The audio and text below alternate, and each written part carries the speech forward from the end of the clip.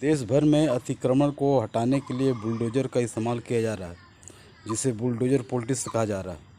सवाल ये है कि इसको आम जनता में कुछ लोग तो इसका बहुत समर्थन कर रहे हैं। समर्थन करने वाले जो है भाजपा के समर्थक ही है। सवाल है कि जब अतिक्रमण किया जा रहा था जनता के द्वारा, तो वहाँ की सरकार क्या कर रही थी? अगर किसी को रहने का घर नहीं है या रोजी रोटी के लिए दुकान लगाना चाहता है तो वो कहाँ जाएगा? ज़मीन पर नहीं जाएगा। ज़मीन पर नहीं लगाया तो क्या आसमान में लगाएगा?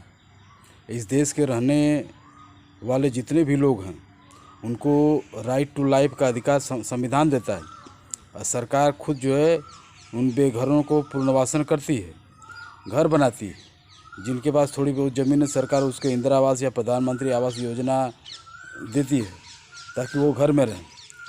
लेकिन जिनके पास ज़मीन नहीं है वो कहाँ जाएं? उनके लिए तो कहीं न कहीं इस देश में व्यवस्था तो करनी पड़ेगी ताकि वो ज़िंदा रहें उनको शिक्षा चिकित्सा होती रहे।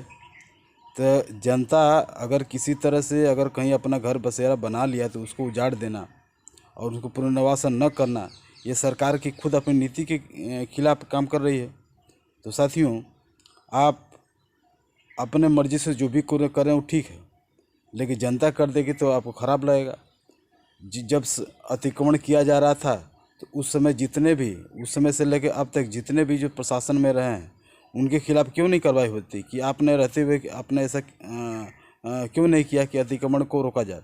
साथियों, ये पूंजीवादी व्यवस्था है। इस पूंजीवादी व्यवस्था में सरकार का उद्देश्य है, देश के धनाढ्य वर्गों का उद्देश्य है कि गांव से जो लोग शहरों में आ जाते हैं, जहां तहाँ घर बना लेते हैं, वह घर ना बनाए, क्योंकि यह घर बना दिए तो उसको तोड़कर साफ़ सुथरा कर दिया है, क्योंकि वहाँ शॉपिंग मॉल बनाना है और तरह तरह से प्रतिष्ठान बनाना है अयासी के लिए।